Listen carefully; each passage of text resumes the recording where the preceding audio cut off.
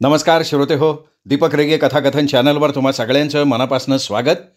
श्रोते हो, तुम्ही ऐकताय सुरेश वैद्य यांची आटोकाट ही कादंबरी आणि आज या कादंबरीचा भाग 10वा. ललिता आत्या तशी बरीच थकली होती. डोक्यावरचे सगळे केस पिकून पांढरे शुभ्र झाले होते. चेहऱ्यावर सुरकुत्या उमटलेल्या होत्या. पण तरीही ललिता आत्याचं व्यक्तिमत्व अजूनही प्रभावी वाटत होतं. चेहऱ्यावर एक मूळचा गोडवा होता. एवढं सारं भोगूनही चेहरा नेहमी हसतमुख असायचा. स्वभावसुद्धा कमालीचा प्रेमळ होता. तिची एकच गोष्ट वाईट होती. समोरच्या एखाद्या माणसाशी तिची वेवलेंग जुळली की संपलं, मग तिची नॉनस्टॉप बडबड सुरू व्हायची. अशा वेळी समोरच्या माणसाला फक्त श्रोत्याची भूमिका बजवावी लागे. समोरच्या माणसाला ती बोलूच देत नसे.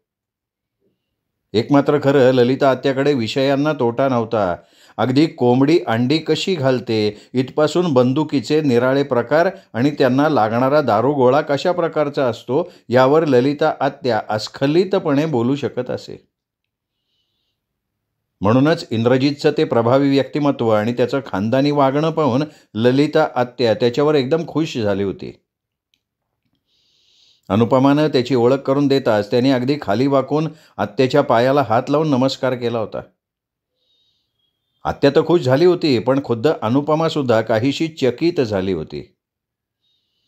याच माणसानं आपल्याला आपल्याच बंगल्यात कैद करून ठेवलंय का, असा क्षणभर तिला प्रश्न पडला होता. आत्याच्या घरात शिरताच इंद्रजितच्या वागण्या बोलण्यात कमालीचा बदल झाला होता. तो विलक्षण सहजपणे पण आदब राखून आत्याशी बोलत होता, वागत होता. येतानाच त्यानं अनुपमाला आपली आत्याशी काय ओळख करून द्यायची हे समजावून सांगितलं होतं. आपण दुर्गा मावशीच्या लांबच्या नात्यातले आहोत. दिल्लीला असतो. काही कामानिमित्त मुंबईला आलो होतो. जाताना दुर्गा मावशीला भेटून जावं म्हणून खंडाळ्याला उतरलेलो आहे. सध्या आपला मुक्काम किनारावर आहे, वगैरे वगैरे. ठीक आहे असं म्हणत अनुपमानं मुंडी हलवली होती. आणि बघ, काही हुशारी करायचा प्रयत्न करू नकोस. तुझ्यावर माझी नजर आहे हे लक्षात ठेव. पुन्हा एकदा त्याने तिला वॉर्निंग दिली होती. आत्याला त्रास होईल असं मी काही करणार नाही, तेवढी अक्कल देवानी मला निश्चित दिली आहे. अनुपमा काहीशा तिरसटपणे म्हणाली. हो, पण कधी कधी तुझी हीच अक्कल नीटशी काम करत नाही ना. इंद्रजित म्हणाला आणि अनुपमा काही बोलली नाही. पण मनातल्या मनात ते आपल्या योजनेवर विचार करत होती. एक कोरा कागद आणि पेन्सिल तिने आपल्याबरोबर आणली होती पर्समध्ये लपवून. पण काय लिहायचं हे अजून तिला सुचत नव्हतं. तशी तिची योजना अतिशय साधी सोपी होती. कोऱ्या कागदावर एक संदेश लिहून इथं ठेवायचा. रात्री जेव्हा माया म्हणजे आत्याची मोलकरणी येईल तेव्हा तिला दिसेल अशा ठिकाणी ठेवायचा. माया तशी हुशार आहे. 7वीपर्यंत शिकली आहे. फक्त आत्याचंच काम करते. खरं तर आत्या तिला मोलकरीण मानतच नाही, मुलगीच मानते. अनुपमाची आणि मायाची चांगली दोस्ती आहे. तो संदेश वाचून ती लगेच पोलिसांना सूचना देईल, अनुपमाला तेवढी खात्री होती. अनुपमाला असं अचानक आल्याचं पाहून ललिता आत्या एकदम खुश झाली. पुढे होऊन तिने तिला जवळ घेतलं. अनुपमाच्या केसांवरनं हात फिरवला. मग आत्याचं लक्ष इंद्रजितकडे गेलं होतं. हे कोण? आत्यानं विचारलं होतं. विचारताना आत्याच्या डोळ्यात एक वेगळेच भाव होते. अनुपमाच्या ते लक्षात आलं. आत्याचा तो गैरसमज दूर करण्यासाठी मग तिने झटकन इंद्रजितनं सांगितल्याप्रमाणे त्याची आत्याबरोबर ओळख करून दिली. इंद्रजितनं लगेच खाली वाकून आत्याला नमस्कार केला होता. आत्यानं त्याला चांगला तोंड भरून आशीर्वाद दिला होता. मग दिवाणखान्यात बसल्यावर आत्यानं इंद्रजितला विचारलं होतं की दिल्लीला काय करतो. अनुपमा मनातल्या मनात हसली. इंद्रजित मुद्दामच तिला इथे घेऊन आला होता तिच्याविषयीची खरी माहिती काढण्यासाठी. त्यासाठी तो आत्याला निरनिराळे प्रश्न विचारणार याची तिला कल्पना होती, पण झालं उलटं. त्यानं काही विचारायच्या ऐवजी आत्याच त्याला प्रश्न विचारत होती. इंद्रजितला आत्याच्या प्रश्नांची उत्तरं द्यावी लागत होती. एकंदरीत आत्याची वेवलेंग त्याच्याशी चांगली जुळली आहे असं वाटत होतं. इंद्रजितची आता काही लवकर सुटका होणार नव्हती. अनुपमा मनातल्या मनात म्हणत होती. दिल्लीला माझी छोटीशी फॅक्टरी आहे. औषधांची. इंद्रजित सांगत होता. आत्या इंद्रजितवर भलतीच खुश झालेली दिसत होती. आत्या काही दिवस दिल्लीत राहिली होती. साहजिकच गप्पात दिल्लीचा विषय निघणं अपरिहार्य होतं. आत्या त्याला दिल्लीबद्दल काय काय विचारत होती, इंद्रजित उत्तरं देत होता. इंद्रजितलाही आत्याशी बोलताना खूप समाधान वाटत होतं. अतिशय आपलेपणानं तो आत्याशी बोलत होता, तिला समजावून सांगत होता. त्याच्याकडे पाहून कुणालाही वाटलं नसतं की हा तरुण गुन्हेगार आहे. हा आपल्या साथीदारांसह एका बंगल्यात जबरदस्तीनं शिरला आहे. अनुपमासारख्या तरुण निष्पाप मुलीला त्यांनी बंगल्यात कैद करून ठेवलंय. हा इंद्रजित कोणी वेगळाच वाटत होता. एकदम सभ्य, खानदानी तरुण. त्याच्या चेहऱ्यावर कसलाही क्रूर भाव नव्हता. नजर एकदम निर्मळ, स्वच्छ होती. अनुपमानं आता त्याच्याशी बोलताना मधूनच त्याला हसताना पाहिलं होतं. पण त्या हास्यात कसलीही कृत्रिमता, कसलाही ढोंगीपणा नव्हता. विलक्षण, मनमोकळं, निर्मळ, निष्पाप हास्य होतं ते. आत्या आणि इंद्रजित एकमेकांशी बोलण्यात इतके मग्न झाले होते की अनुपमाकडे त्यांचं लक्षही नव्हतं. जणू ललिता आत्या इंद्रजितची आत्या आहे आणि अनुपमा त्याच्याबरोबर आलेली पाहुणी आहे. दोघांच्या बोलण्यात मध्ये थोडासा खंड पडताच तेवढीच फट साधत अनुपमानं विचारलं, आत्या, माया कधी येते ग? मायानं? अगं तिची तशी काही निश्चित यायची वेळ नाही ठरलेली. कधी लवकर येते, कधी कधी उशिरा येते. 2 छोटी मुलं आहेत ना ग तिला. त्यांचं सगळं आवरून यायचं म्हणजे. अगं अनु, त्या अलमारीमध्ये अल्बम आहे, तो जरा काढून दे ग. इंद्रजितला तुझ्या काकांचे फोटो दाखवते. आपल्या अरविंदाचेही काही फोटो आहेत. बघ तरी कसा दिसतोय कॅप्टनच्या वेशात. अनुपमानं उठून अल्बम काढला, आत्याच्या हातात दिला. लाल रंगाच्या फितीनं तो बांधला होता. आत्या आपल्या थरथरणाऱ्या हातानं फितीची गाठ सोडण्याचा प्रयत्न करत होती. थांबा थांबा, मी सोडतो, असं म्हणत इंद्रजित उठून आत्याच्या शेजारच्या सोफ्यावर बसला. फितीची गाठ सोडून अल्बम पुन्हा आत्याच्या हातात दिला. आत्या मोठ्या उत्साहानं एक एक फोटो त्याला दाखवत होती. त्याचबरोबर तिची रनिंग कॉमेंट्रीही चालू होती. इंद्रजित सुद्धा तेवढ्याच उत्साहानं फोटो पाहत होता. अनुपमा मनातनं इंद्रजितवर जाम भडकली होती. आपल्या गोडगोड बोलण्यानं, वागण्यानं त्याने आत्यावर चांगलं इम्प्रेशन मारलं होतं. आत्याला इंद्रजितचं सत्य स्वरूप कळलं तर त्याचवेळी तिच्या मनात विचार आला की हीच संधी आपली योजना प्रत्यक्ष आणण्याची. इंद्रजित फोटो पाहण्यात दंग आहे. आत्या त्याला सोडणार नाही. तेवढ्या वेळात बोर झाल्यासारखं दाखवत ती उठली. हातात पर्स होतीच. सहज स्वरात म्हणाली, आत्या, तू यांना अल्बम दाखव, तोवर मी चहा करते. अगं, चहा राहू दे, मी गाजराचा हलवा केलाय, तोच घेऊन या आधी.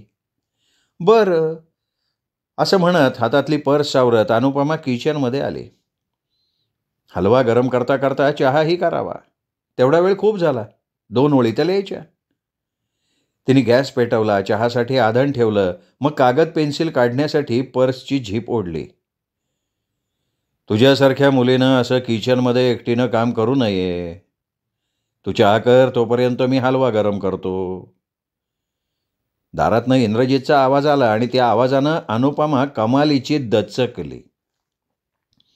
झटपट तिने पर्स बंद करण्याचा प्रयत्न केला, पण तोपर्यंत इंद्रजित तिच्याजवळ पोहोचला होता. एका झटक्यात त्यांनी तिच्या हातातली पर्स ओढून घेतली. त्या झटक्यानं पर्समधनं अर्धवट बाहेर आलेली पेन्सिल खाली फरशीवर पडली. इंद्रजितनं खाली वाकून ती उचलली आणि मग पर्स आणि पेन्सिल तिच्या पुढे करत म्हणाला, ओ आय एम सॉरी, पेन्सिलचं तर टोक तुटून गेलं. ब्लेड आणलंयस ना? विलक्षण खोचकपणे तिच्याकडे पाहत त्याने विचारलं. अनुपमाला काय बोलावं ते सुचत नव्हतं. ती कशीबशी म्हणाली, मला वाटलं तुम्ही अल्बम बघताय म्हणून मग मी चहा करायला आले. तुझ्या आत्याचंही तेच म्हणणं होतं, पण मीच त्यांना सुचवलं की पहिल्यांदा चहा घेऊ, मग आरामात अल्बम बघू. आत्या फोटो निवडून ठेवतीये खास मला दाखवण्यासाठी, आणि मग तेवढ्या वेळा तुला मदत करावी म्हणून मी आलो. असं म्हणत क्षणभर इंद्रजित थांबला. मग त्याचा आवाज कठोर झाला आणि म्हणाला, तुला काय वाटलं मला धोका देणं एवढं सोपं आहे? धोका? कसला धोका? तुम्ही दोघं बोलत होतात, मी बोर झाले होते म्हणून चहा करायला आले. ह्यात कसला धोका दिलाय मी तुम्हाला? इंद्रजित काही न बोलता अनुपमाकडे पाहत होता. त्याची ती नजर सहन न होऊन विषय बदलण्यासाठी अनुपमा म्हणाली, दुसरा बर्नर पेटवून तुम्ही हलवा गरम करा, मी चहा करते. इंद्रजितलाही तो विषय जास्त वाढवायचा नव्हता. तिने सांगितल्याप्रमाणे त्यानं गॅसचा दुसरा बर्नर पेटवला, त्यावर हलवा ठेवला. काहीही न बोलता दोघं आपापलं काम करत होते. अनुपमाच्या डोक्यात मात्र अजूनही त्या योजनेची चक्र फिरत होती. विचार करताना तिला एक कल्पना सुचली की आपण बाथरूममध्ये जाऊन लिहिलं तर. इंद्रजित आपल्या मागे बाथरूममध्ये तर येऊ शकत नाही. वा, इसको बोलते डोका.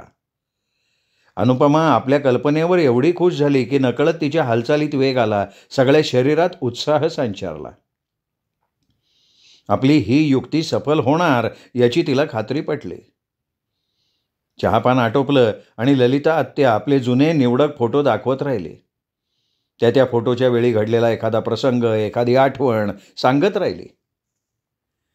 इंद्रजितच्या मनात नेमकं काय चाललं होतं याची अनुपमाला कल्पना नव्हती, पण वरून दिसताना तर असं वाटत होतं की तो फार इंटरेस्ट घेऊन ललिता आत्या दाखवत असलेले फोटो पाहत होता. ती सांगत असलेली आठवण मन लावून ऐकत होता. त्यानंतर आत्यानं इंद्रजितची अधिक चौकशी केली, त्याच्या घरच्यांची माहिती विचारली. इंद्रजितनीही निसंकोचपणे ती सांगितली. अर्थात त्यातली खरी किती खोटी किती तोच एक जाणे. पण त्यानं जे काही सांगितलं त्यावरून अनुपमाला कळलं ते एवढंच. इंद्रजितचे वडील एका चांगल्या औषध कंपनीत एरिया मॅनेजर होते. दिल्लीला हेडक्वार्टर होतं त्यांचं. इंद्रजितचा जन्म दिल्लीतच झाला. त्यानंतर वडिलांनी नोकरी सोडली, छोटीशी फॅक्टरी उघडली. पहिल्यांदा ते इतर कंपन्यांकडनं औषधं कॉन्ट्रॅक्ट पद्धतीवर बनवून घेत, मग त्यांनी स्वतःची फॅक्टरी बांधली. जबरदस्त ओळखी आणि माणसं जोडायची कला यावर त्यांनी लवकर कंपनी भरभराटीला आणली. इंद्रजित MSc झालेला होता आणि आता तो वडिलांबरोबर फॅक्टरी बघत होता. दुर्गा मावशीशी असलेलं त्याचं नातं आईकडनं होतं आणि तेही फार लांबचं. आई तो 10-11 वर्षाचा असताना वारली, त्यामुळे नंतर दुर्गा मावशीशी त्यांचा तसा संबंध आला नाही. इंद्रजितनं हे सगळं इतक्या सहजपणे सांगितलं होतं की कुणालाही त्यात संशयाला जागा नव्हती. अनुपमाला जर त्याचं खरं स्वरूप माहिती नसतं तर तिचाही त्याच्या ह्या बोलण्यावर विश्वास बसला असता. मग आत्याचा बसला तर नवल नाही. इंद्रजितनं ही स्वतःबद्दलची कहाणी मनात बऱ्याचदा घोटून घेतलेली असावी, म्हणून तो ती न अडखळता सांगू शकला याची अनुपमाला कल्पना आली. इंद्रजित आणि आत्या दोघेही चांगलेच रंगात येऊन गप्पा मारत होते. अनुपमा काही न बोलता ऐकत होती. मधून तिला आपल्या मनातली योजना प्रत्यक्षात उतरवण्याची आठवण होत होती, पण दुसरं मन तिला तिथून उठू देत नव्हतं. का कुणास ठाऊक. इंद्रजितला खोटं का होईना, पण एवढं मन मोकळं वागताना बोलताना पाहून तिला खूप बरं वाटत होतं. त्याचं बोलणं ऐकत राहावं असं वाटत होतं. आत्या तर इंद्रजितवर भलती खुश झाली होती. तीही आपल्या आयुष्यातले काही प्रसंग त्याला सांगत होती. आत्या, तुम्हाला पाहिलं आणि मला माझ्या आईची आठवण झाली, मध्येच इंद्रजित म्हणाला. अनुपमानं एकदम चमकून इंद्रजितकडे पाहिलं. इंद्रजितचा चेहरा गंभीर होता, आवाजात काहीसं कंपन, डोळ्यात आत्याविषयी एक विलक्षण जिव्हाळा, आपलेपणा. इंद्रजित एवढा कुशल अभिनेता होता? नाही, निदान ह्यावेळी तरी इंद्रजित जे काही बोलत होता ते मनापासून बोलत होता. आत्याचे डोळे भरून आले. चष्मा काढून त्यांनी डोळे टिपले. सॉरी आत्या, मला कल्पना नव्हती की माझ्या अशा बोलण्यामुळे. आत्यानं इंद्रजितचा खांदा थोपटला आणि म्हणाली, नाही रे, आज खूप दिवसांनी या डोळ्यात पाणी आलं बघ. तू मला आई म्हणालास, मला माझ्या अरविंदाची आठवण झाली. वाटतंय तुझ्या रूपानं पुन्हा माझा अरविंद मला भेटला. तुला विसरणं आता शक्य होणार नाही. 4-6 महिन्यांनी या म्हातारीला भेटायला येत जा. कळतंय तू फार बिझी माणूस आहेस, तरीही. बोलताना आत्याचा गळा पुन्हा रुंदावला. हा सारा प्रकार अनुपमाच्या आकलनापलीकडचा होता. आत्या फार हळवी आहे याची तिला कल्पना होती, पण इंद्रजितला भेटून ती अशी रडेल असं तिला वाटलंच नव्हतं.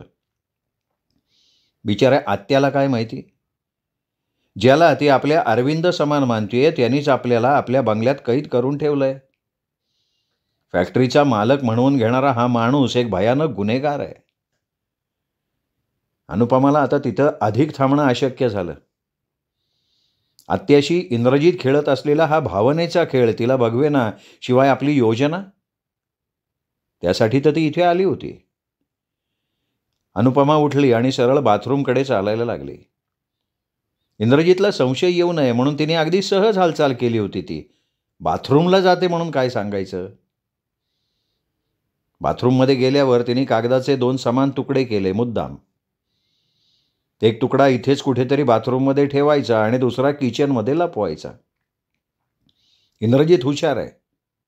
आपण बाथरूममध्ये आलोय त्या अर्थी काहीतरी गडबड करणार याचा संशय त्याला येणार. त्या दृष्टीनं तो तपास करणार. बाथरूममध्ये हा तुकडा त्याला सापडेल, तो खुश होणार. पण असाच आणखी एक तुकडा आपण किचनमध्ये लपवला असेल याची त्याला पुसटशी शंका येणार नाही. तो तुकडा मग नेमका मायाच्या हातात सापडेल, आपली योजना यशस्वी होईल. ह्याच विचारानं तिने दोन्ही तुकड्यांवर एकच संदेश लिहिला.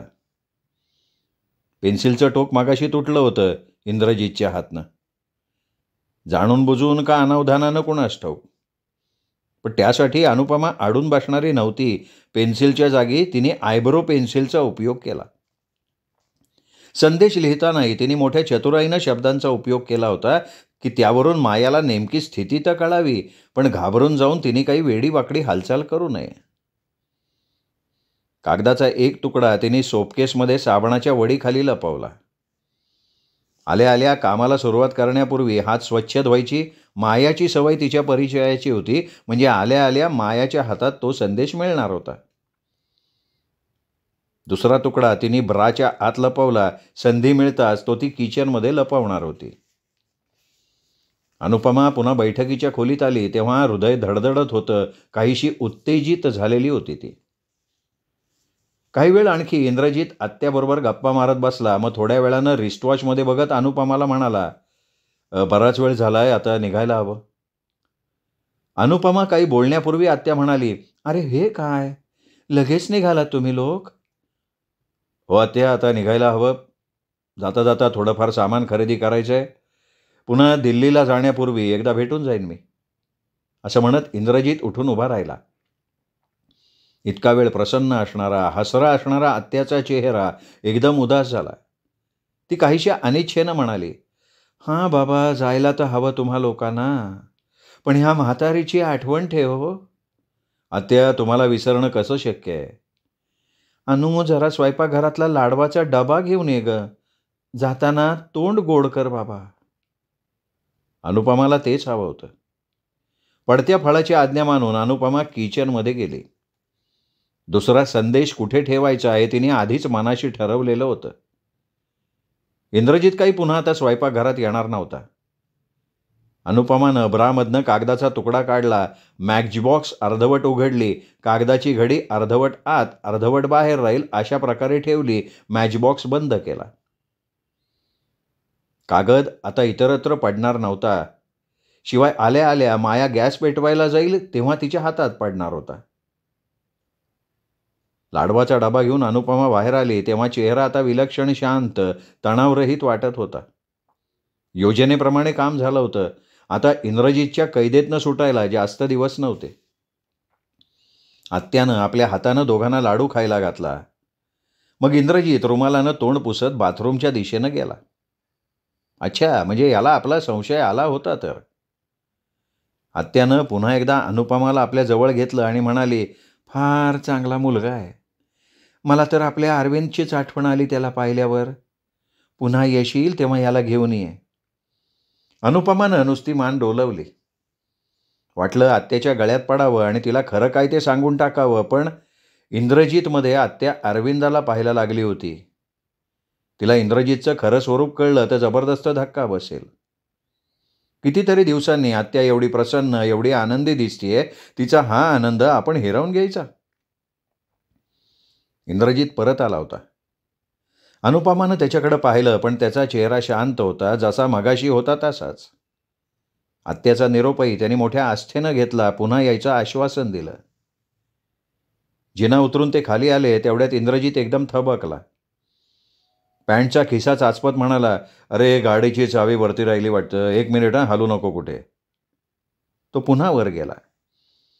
अनुपमा मनातल्या मनात हसली.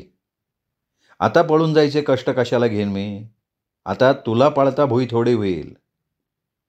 अनुपमा बुलेटजवळ उभी राहिल्या पुढे काय घडेल याचं कल्पनाचित्र डोळ्यांसमोर आणत होती.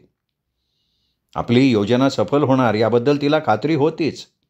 माया तशी हुशार होती. संदेश मिळताच ती सरळ पोलिसांकडे जाणार होती आणि मग इंद्रजित आपल्या साथीदारांसह जेलमध्ये असणार होता आणि ती स्वतंत्र. स्वातंत्र्य किती महत्त्वाचं असतं ते आता आपल्याला कळतंय, हा अनुभव घेतल्यानंतर. एका गोष्टीचं मात्र अनुपमाला राहून राहून आश्चर्य वाटत होतं. इंद्रजित ज्या तऱ्हेनं आत्याशी वागला होता, बोलला होता, तशा तऱ्हेचं वागणं बोलणं एखाद्या सामान्य गुन्हेगाराला शक्यच नव्हतं.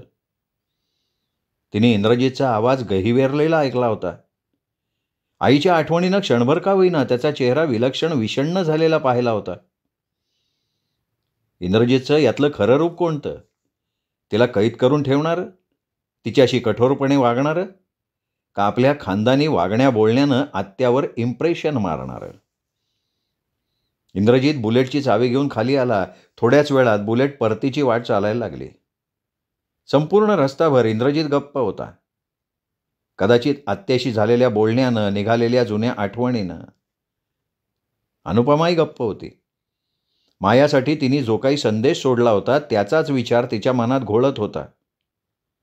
मायानं आपलं काम योग्य प्रकारे बजावलं आणि पोलिसांनी अचानक धाड घालून इंद्रजितला पकडलं तर मग इंद्रजितला शिक्षा किती वर्षांची होईल? बुलेट मेन रोडवरनं आता कच्च्या रस्त्याला लागली होती.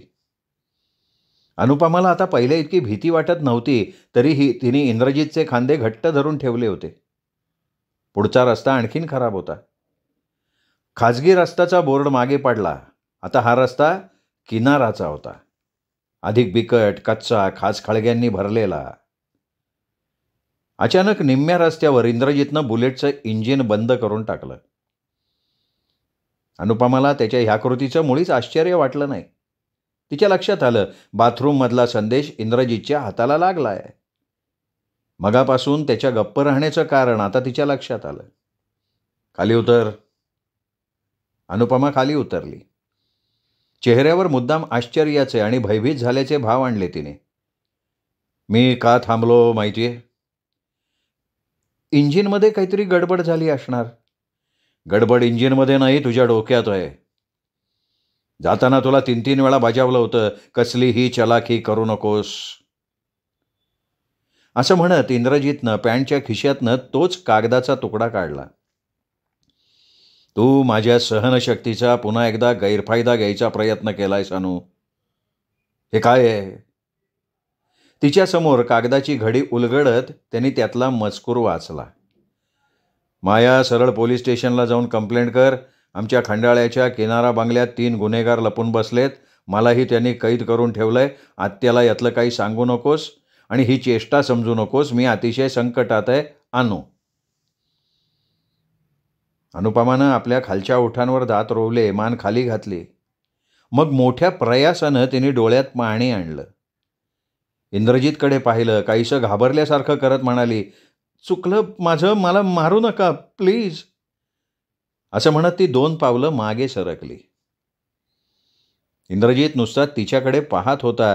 त्याच्या चेहऱ्यावर कसलाही संताप नव्हता, राग नव्हता. विलक्षण थंडपणे तो तिच्याकडे पाहत होता आणि मग म्हणाला, ॲक्टिंग फार छान करतेस तू.